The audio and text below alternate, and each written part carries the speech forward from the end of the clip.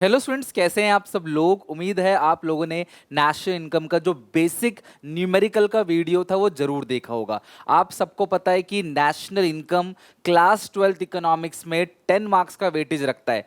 काफ़ी बड़ा चैप्टर है और मैक्रो इकोनॉमिक्स का पहला यूनिट है। बहुत कुछ इसके अंदर आपको सीखने को मिलेगा। आज की क्लास में नेशनल इनकम के फुल फ्लेज न्यूमेरिकल हम लोग बनाना चालू करेंगे, जिससे क्लास डायरेक्ट क्वेश्चन 4 मार्क्स तक का पूछा जाता है। तो स्टार्ट करते हैं। सबसे पहले methods of national income. National income को एस्टिमेट करने के लिए हमारे पास 3 मेथड्स होते हैं और तीनों मेथड से आंसर सेम आएगा। यानी कि नेशनल इनकम को कैलकुलेट करने के लिए तीनों मेथड अलग अलग तरीके से भी आप यूज करोगे ना, लेकिन आंसर जो आएगा तीनों मेथड से सेम आएगा। सबसे पहले मेथड का नाम है वैल्यू एडेड मेथड। इसको प्रोडक्शन मेथड या प्रोडक्ट मेथड भी कहते हैं और इसी मेथड को पूरी तरीके से अभी हम सीखेंगे। अगला है क्लास आपका इनकम मेथड। इनकम मेथड यानी कि क्लास जो इनकम जनरेशन होता है ना इकोनॉमी के अंदर, उसी को क्लास बोलते हैं इनकम मेथड। तीसरा है क्लास एक्सपेंडिचर मेथड या डिस्पोजल मेथड, इसको बोलते हैं एक्सपेंडिचर मेथड। तो ये 3 तरीके के मेथड्स हैं जो आपको ध्यान रखने हैं नेशनल इनकम को मेजर करने के लिए। अब तुम्हें एक बात और ध्यान रखनी है, नेशनल इनकम को क्या बोलते हैं? एनएनपीएफसी। डोमेस्टिक इनकम को क्या बोलते हैं? एनडीपीएफसी। ये बात आपको पता है। तो जब आप प्रोडक्शन मेथड लगाओगे, प्रोडक्शन मेथड या प्रोडक्ट मेथड जब आप लगाओगे, तो इस मेथड का जो आउटकम है वो कभी मत भूलना। उसको बोलते हैं जीडीपी एट मार्केट प्राइस या कह सकते हो जीवीएएमपी। नोटबुक निकाल लो और अच्छे से इसको क्लास लिखते चलो। यही नोट्स तुम्हें बिफोर एग्जाम बहुत हेल्प करेंगे, तो आपने इसको अच्छे से नोट करके अपनी कॉपी में रखना है। तो प्रोडक्शन मेथड से जो निकलता है, जो आउटकम हमारे पास आता है, उसको हम लोग जीडीपी एमपी या जीवीए एमपी बोलते हैं। इनकम मेथड से जो हमारे पास आउटकम आता है, यानी कि हम इनकम मेथड लगाएंगे तो इनकम मेथड से जो निकलेगा उसको हम लोग बोलेंगे एनडीपीएफसी। तो प्रोडक्शन मेथड से क्या निकलता है? जीडीपीएमपी। इनकम मेथड से क्या निकलेगा? एनडीपीएफसी। और तीसरा है एक्सपेंडिचर मेथड। और एक्सपेंडिचर मेथड से जो हमारे पास निकलेगा वो निकलेगा जीडीपीएमपी। मतलब यू कैन से कि जो प्रोडक्शन मेथड है वही आपका सेम आउटकम एक्सपेंडिचर मेथड से भी है। राइट तो ये 3 मेथड आपको ध्यान रखना है। प्रोडक्शन मेथड का आउटकम जीडीपीएमपी या जीवीए ग्रॉस वैल्यू एडेड या जीडीपी ग्रॉस डोमेस्टिक प्रोडक्ट, बात बराबर है।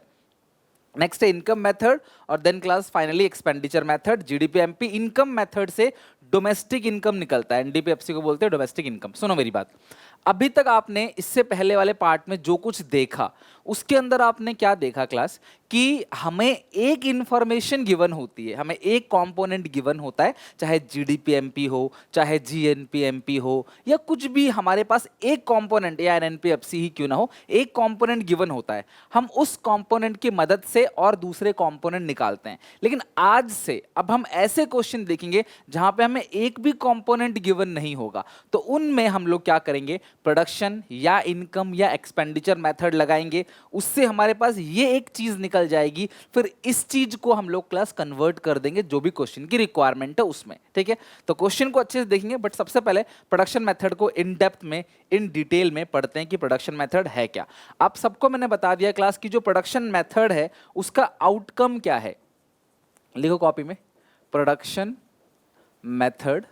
और प्रोडक्शन मेथड से जो हमें मिलेगा वो है जीडीपीएमपी या जीवीएएमपी। प्रोडक्शन मेथड से हमें जो मिलेगा वो जीडीपीएमपी या फिर क्लास क्या है? जीवीएएमपी।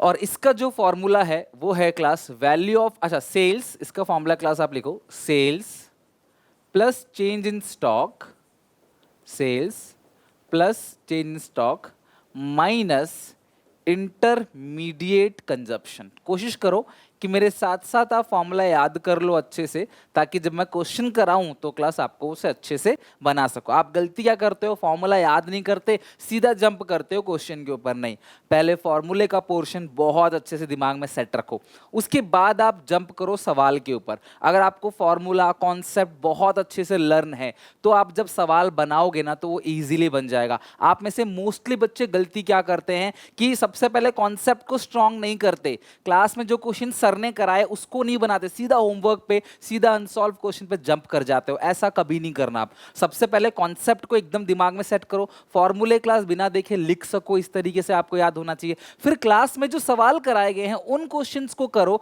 जब वो अच्छे से बन जाए तब आप होमवर्क पे करो। यकीन मानो अगर आप इन स्टेप से सवाल करोगे ना, डेफिनेटली लंबे समय तक याद रहेगा और क्लास आप भूलोगे नहीं और ज्यादा टेंशन भी नहीं होगी, चीजें क्लास आराम से बनती चली जाएंगी, जिसकी वजह से क्लास आपको कॉन्फिडेंस गेन होगा, तो आप और ज्यादा सवाल बनाते चले जाओगे।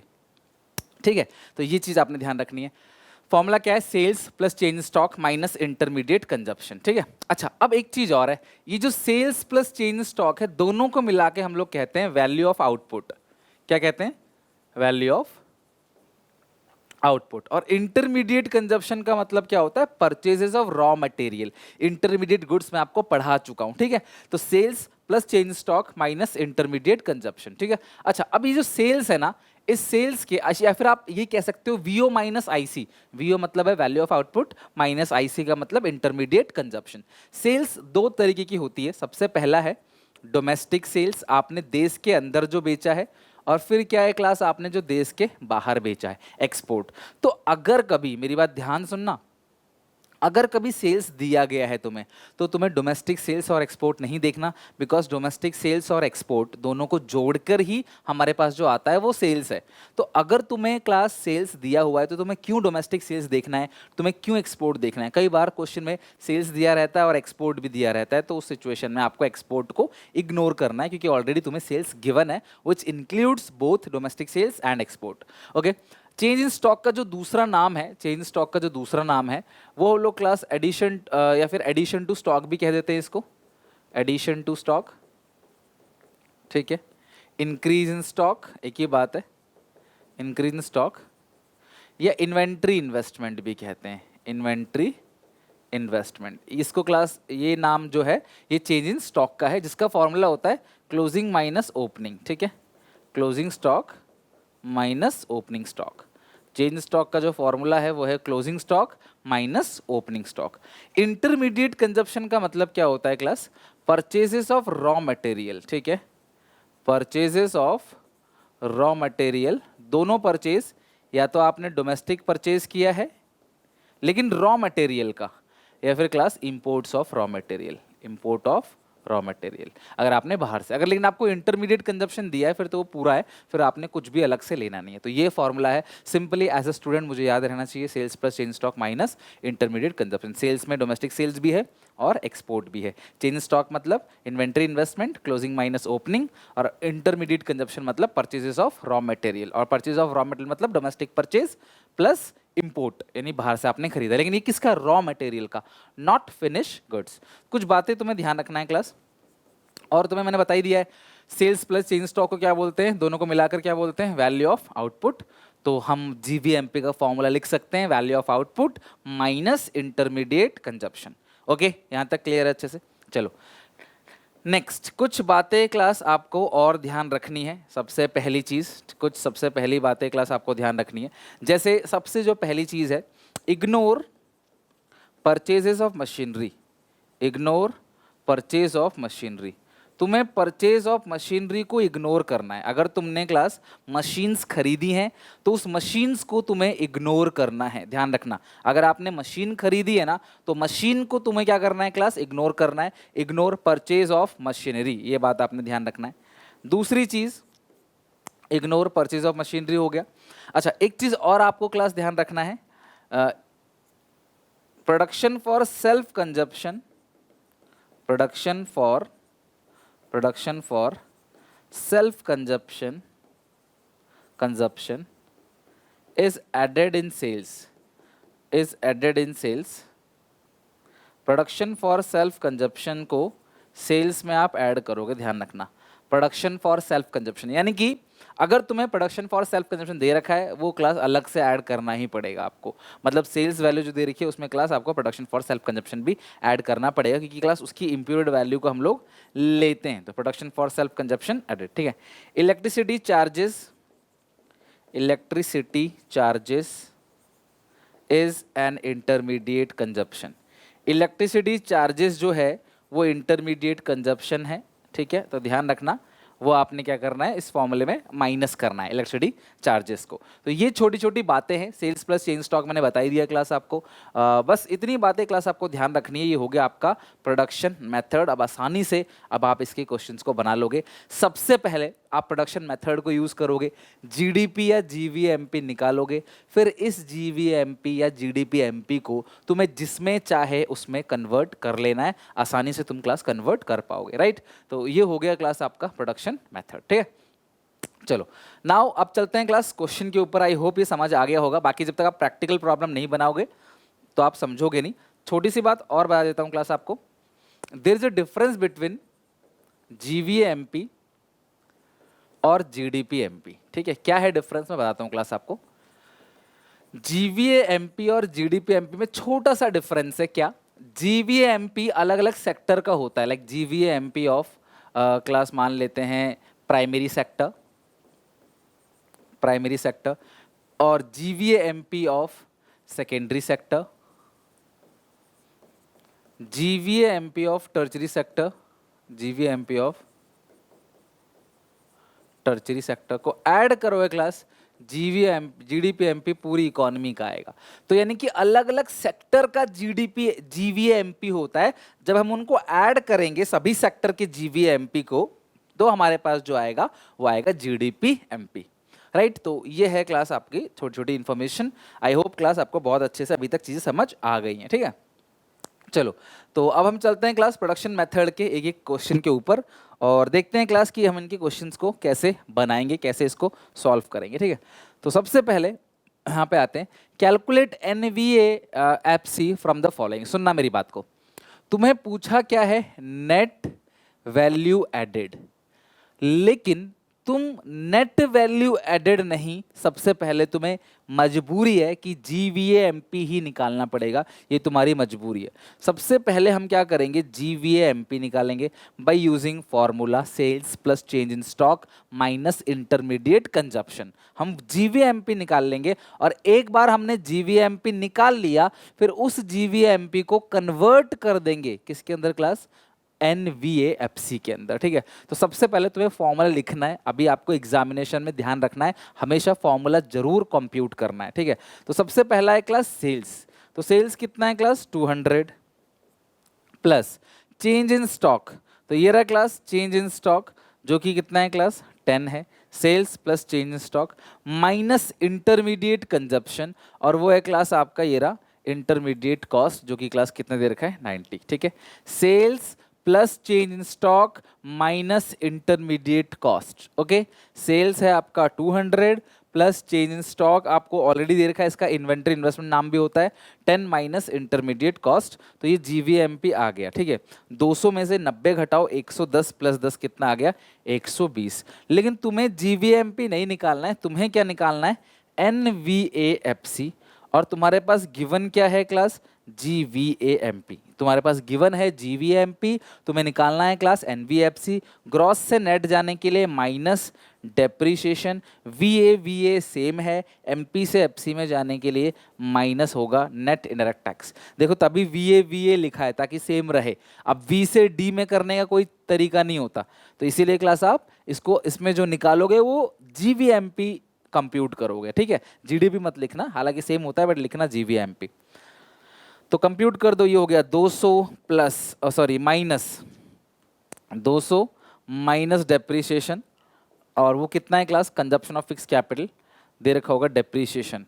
परचेज ऑफ मशीनरी, देखो मशीनरी को परचेज किया है वो तो हमें लेना नहीं है, भले ही आपने प्रोडक्शन यूनिट में लगाया है बट आपको लेना नहीं है। Depreciation class consumption of fix capital आपको दिया हुआ नहीं है। और अगला है क्लास नेट इनडायरेक्ट टैक्सेस, जिसका फॉर्मूला है इनडायरेक्ट टैक्स माइनस सब्सिडी।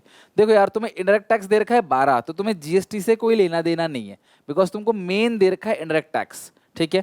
और सब्सिडीज तुमको इस क्वेश्चन में दिया हुआ है ही नहीं, तो इनडायरेक्ट टैक्स है 12, सब्सिडी दिया हुआ नहीं है 0 मान लो, तो 200 में से 12 जाएगा तो 188 क्लास आपका आंसर आएगा 188। ये आ गया क्लास आपका क्या, NVAFC। तो सबसे पहले बाय यूजिंग प्रोडक्शन मेथड, आपने प्रोडक्शन मेथड को यूज किया, GDP-MP निकाला, फिर उस GDP-MP या GVA-MP को आपने कन्वर्ट कर दिया किसमें क्लास, NVAFC में। जो चीज़ नहीं दे रखी उसे निकालने का भी कोई तरीका नहीं है, तो हमेशा क्लास आप उसकी वैल्यू को 0 मानोगे, ठीक है। जब निकालने का, डेप्रिसिएशन दिया हुआ ही नहीं है, इसमें निकालने का कुछ है ही नहीं, बाकी स्टॉक ऑफ रॉ मटेरियल से कोई लेना देना नहीं है आपको, परचेज ऑफ मशीनरी से आपको इग्नोर करना है, इंटरमीडिएट कॉस्ट आपको ऑलरेडी दे रखा है, तो कुछ भी क्लास आपको और देखने की जरूरत इस क्वेश्चन में नहीं है, ठीक है।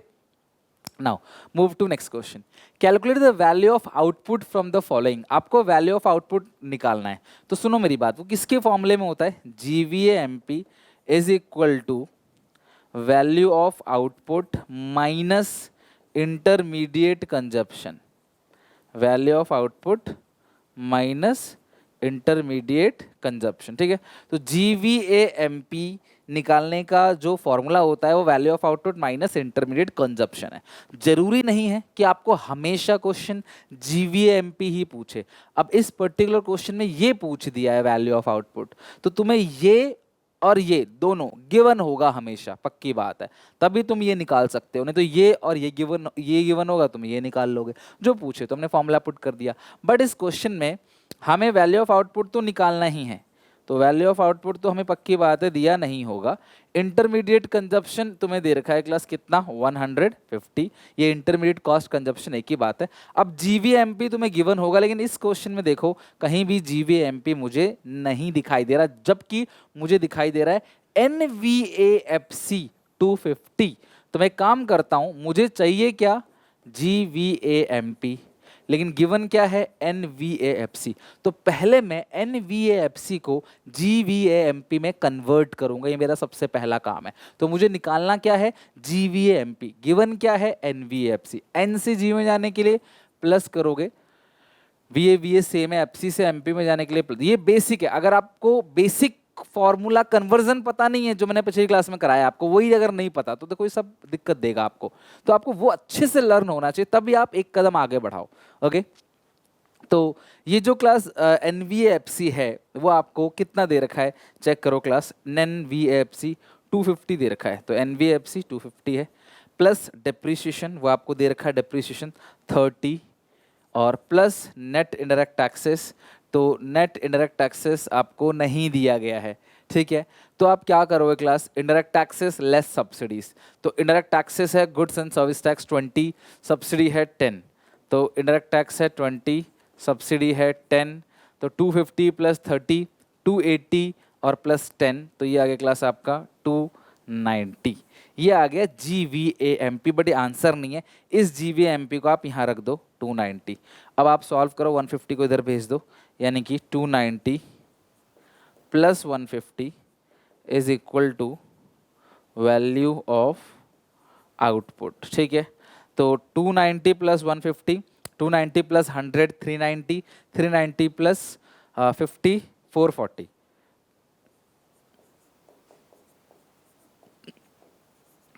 वैल्यू ऑफ आउटपुट, ठीक है। तो अगर आप अच्छे से फॉर्मूले को लर्न करके रखो तो दिक्कत आपको नहीं आएगी, आप आराम से क्लास क्वेश्चन में फॉर्मूला लिखोगे और क्लास फिर उसको कंप्यूट कर दोगे। देखो दिक्कत आती कहाँ, जब आप क्वेश्चन को ढंग से पढ़ते नहीं हो, बिना पढ़े कर देते हो, तो आप देखो कई सारी चीज़ें क्वेश्चन में ऐसी भी होंगी जो तुम्हारे काम की चीज़ नहीं होगी, जैसे नेट एडिशन टू स्टॉक, ये चेंज स्टॉक से हमें कोई लेना देना नहीं है, क्यों, क्योंकि तुम्हें वैल्यू ऑफ आउटपुट निकालना है, जिसका फॉर्मूला है सेल्स प्लस चेंज स्टॉक है, आपने पूरा ही लिख दिया वैल्यू ऑफ आउटपुट, तो तुम्हें चेंज स्टॉक की जरूरत ही नहीं है, ठीक है। तो तुम्हें इस क्वेश्चन में VO माइनस IC लगाया, इससे पिछले क्वेश्चन में तुमने sales plus change stock minus intermediate consumption लगाया, राइट। तो ये सब क्वेश्चन है प्रोडक्शन मेथड के, जितने भी मैक्सिमम क्वेश्चन बन सकते हैं इस मेथड से, वो सब कुछ आज हम क्लास में डिस्कस करेंगे, A to Z देखना, ठीक है, एंड तक।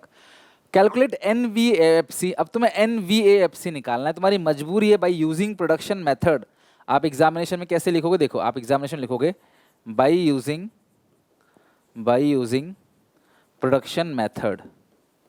प्रोडक्शन मेथड को यूज करके आप क्या निकालोगे, GVAMP, ठीक है। बाय यूजिंग प्रोडक्शन मेथड आप निकालोगे GVAMP, और जिसका फॉर्मूला है सेल्स प्लस चेंज स्टॉक। तो सेल्स कितना है क्लास, 20, सेल्स 20 है, plus change stock which is closing minus opening, तो अनसोल्ड स्टॉक तो क्लोजिंग है ना, और ओपनिंग कुछ है नहीं इस क्वेश्चन में, और minus intermediate consumption. Class intermediate consumption का मतलब होता है परचेजेस ऑफ रॉ मटेरियल। क्या होता है, परचेजेस ऑफ रॉ मटेरियल। तो आप देखो कहीं आपको दे रखा है सिंगल यूज प्रोड्यूसर गुड्स, तो यही है सिंगल यूज प्रोड्यूसर गुड्स मतलब रॉ मटेरियल। मैंने आपको बताया भी था कि जो रॉ मटेरियल होता है, इंटरमीडिएट गुड्स होता है, वो एक ही बार यूज होता है, सिंगल यूज प्रोड्यूसर गुड्स, वो एक ही बार यूज किया खत्म, रॉ मटेरियल्स। तो ये हो गया 5। तो अगर आप देखो यहाँ पे 20 में से 5 गया 15, तो 17। लेकिन ये आ गया GVAMP, लेकिन क्वेश्चन पूछ रहा है NVAFC, तो मुझे फिर कन्वर्ट करना पड़ेगा। क्वेश्चन मांग क्या रहा है, NVAFC, गिवन क्या है मेरे पास, GVAMP। तो ग्रॉस से नेट जाने के लिए क्या करते हो, माइनस करोगे डेप्रीशिएशन, ग्रॉस से नेट जाने के लिए। VA सेम है, MP से FC में जाने के लिए माइनस करोगे NIT। तो GVAMP क्लास कितना है, 17 माइनस डेप्रीशिएशन। अब देखो डेप्रीशिएशन इस क्वेश्चन में ये रहा, ड्यूरेबल प्रोड्यूसर गुड्स। देखो प्रोड्यूसर गुड्स का मतलब क्या है, कैपिटल गुड्स, मशीनरी, और ड्यूरेबल मतलब जिनको लंबे समय तक यूज किया जाता है। सो ये मशीन की बात कर, लाइफ स्पैन है 10 ईयर, मशीन 10 साल चलेगी, 10 करोड़ का खरीदा आपने, 10 साल चलेगी, तो हर साल का डेप्रीशिएशन 1। आपने क्लास 11th अकाउंट्स के अंदर पढ़ा होगा डेप्रीशिएशन थ्रू SLM मेथड। इसका फॉर्मूला होता है cost of the asset minus scrap या salvage value upon estimated life.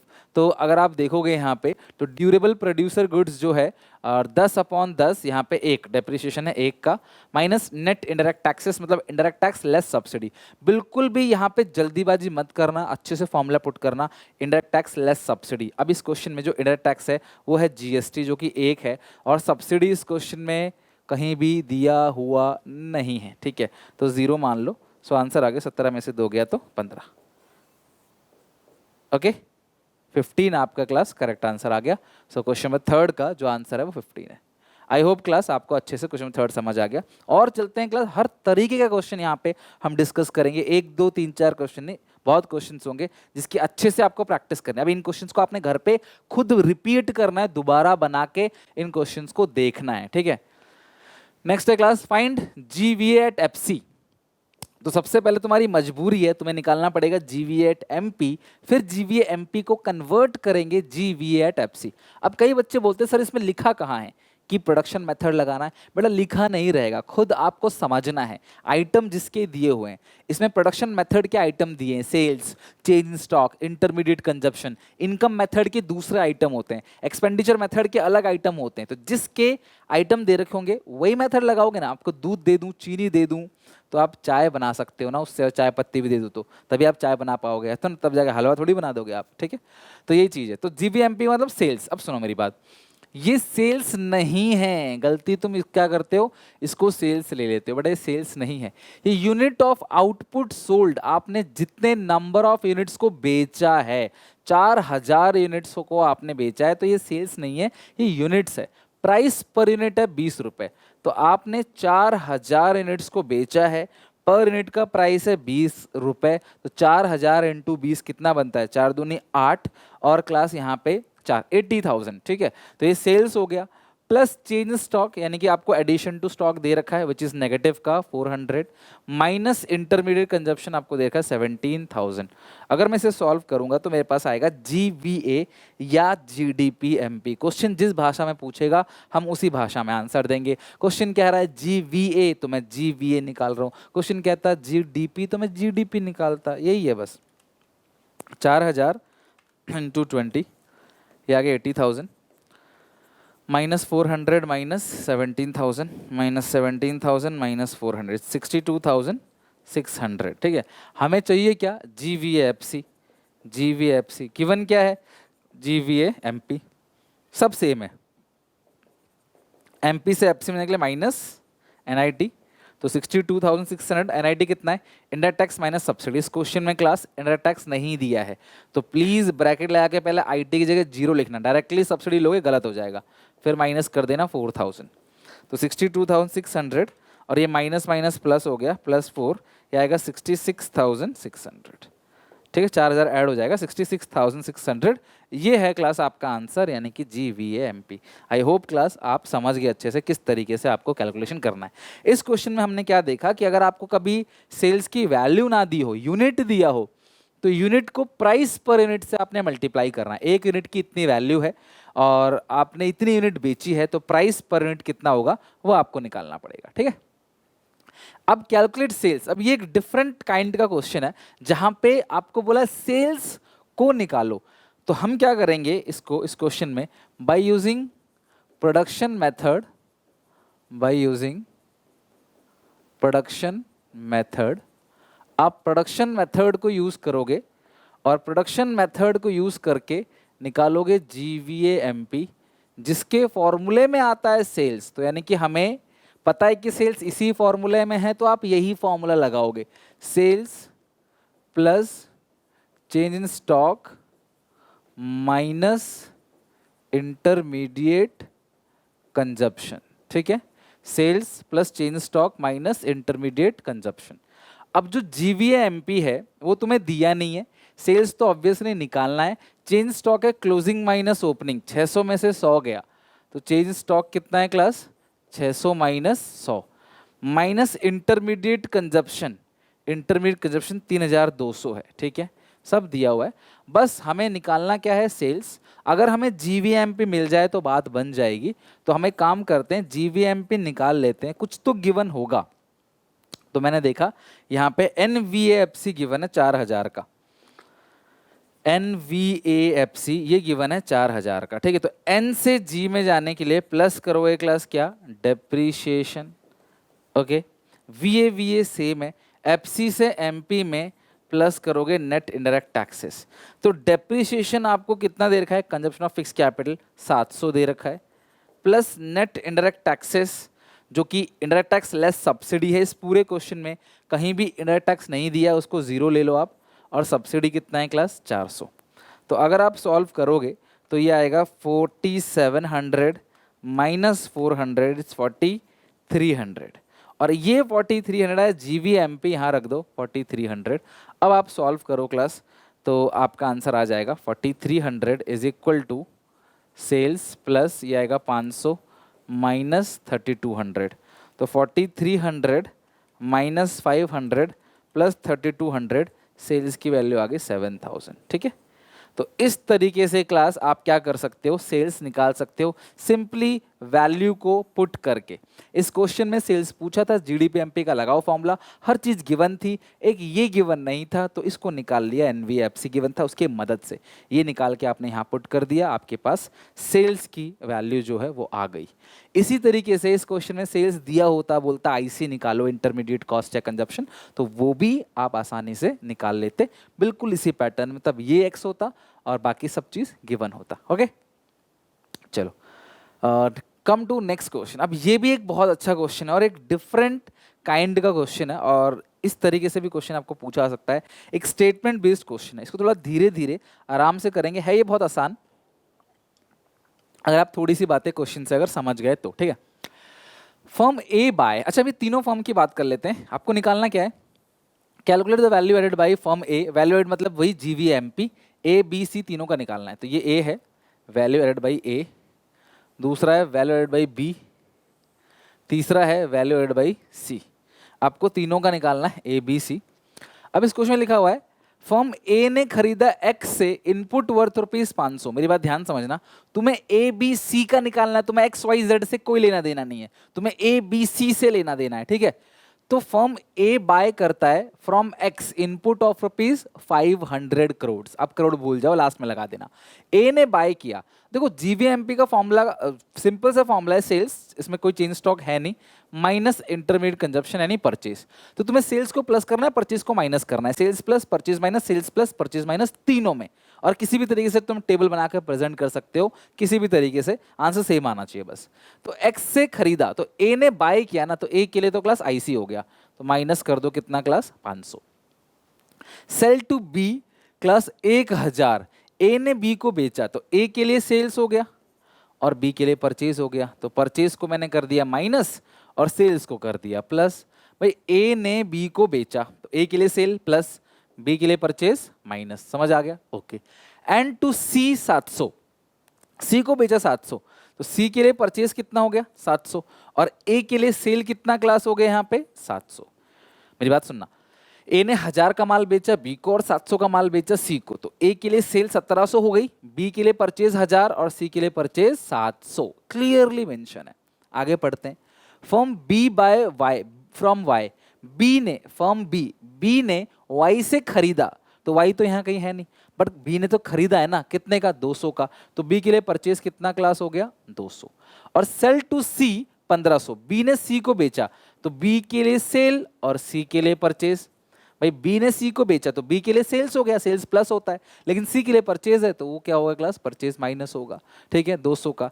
And cell to सी 1500, ठीक है। And finish goods 2000 to household, B ने 2000 का सामान हाउस होल्ड को बेचा तो बी के लिए सेल हो गया, हाउस होल्ड ने खरीदा, हाउस होल्ड का तो नामो निशान है ही नहीं यहाँ पे, हमें तो एबीसी का निकालना है, ठीक है।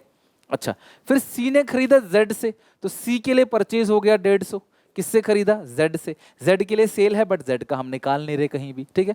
और sale finish goods of 4150 crore to household, इसने हाउस होल्ड को बेचा है 4150 करोड़ का, और हाउस होल्ड का तो हमें निकालना नहीं है, बस इतना ही था। तो एक काम करो, इसकी जो टोटल सेल है 1700 माइनस 500, ए की जो सेल हो गई वो हो गई 1200, इसका जो टोटल सेल है मतलब जीवीएमपी जो वैल्यू एडेड है वो 1200 आ गया, और बी का है 3500 माइनस 1200, 3500 में से 1200 घटाओगे तो कितना क्लास आएगा 2300, ठीक है। अब ये हो गया क्लास इसका 4150, और इसका कितना क्लास आएगा देखो 1500 प्लस 700 प्लस 150, ये आएगा 2350, 2350। परचेज जो किया है इसने वो 2350 का परचेज किया है, सेल किया है 4150, तो इसका आ गया 1800 जीवीए, इसका 2300। अच्छा, अगर तुम्हें जीडीपी एमपी निकालना हो, मैंने बताया था क्लास तुम्हें जीडीपी एमपी कैसे निकलेगा, सारे सेक्टर का ऐड करोगे, ठीक है। तो 1200 प्लस 1800 इज सिंपल 3000 हो गया, प्लस 2300 इट्स 5300, ये क्लास आ गया आपका जीडीपी या जीवीए एमपी। बात समझ आई क्लास कैसे करना है? तो इस तरीके से हम लोगों का ये वाला स्टेटमेंट बेस्ड क्वेश्चन भी खत्म हो गया। बस आपने यहाँ ये ध्यान रखना है, ए ने अगर बी को बेचा तो ए के लिए सेल, बी के लिए परचेज। अगर सी ने डी से खरीदा तो सी के लिए परचेज, और डी से खरीदा तो ऑब्वियसली डी ने बेचा होगा, डी के लिए सेल्स। तो इस तरीके से प्रोडक्शन मेथड के सारे क्वेश्चन यहाँ पे खत्म हो गए। ओके, तो यहाँ तक अच्छे से पढ़ के समझ के प्रोडक्शन मेथड अच्छे से बना के आप आओगे, पहले सारे फॉर्मूले अच्छे से लर्न करोगे, देन आप क्लास आगे सवाल बनाओगे, डेफिनेटली अच्छे से क्लियर हो जाएगा। उम्मीद है यहाँ तक आप सीख के पढ़ के आओगे। नेक्स्ट वीडियो में कंटिन्यू करते हैं नए मेथड को, इनकम मेथड को, बट ये मेथड स्ट्रॉन्ग करके आना अच्छे से, तभी अगला मेथड बहुत मजा आएगा, अच्छे से समझ आएगा। मिलते हैं नेक्स्ट वीडियो में, take care, bye bye, God bless you.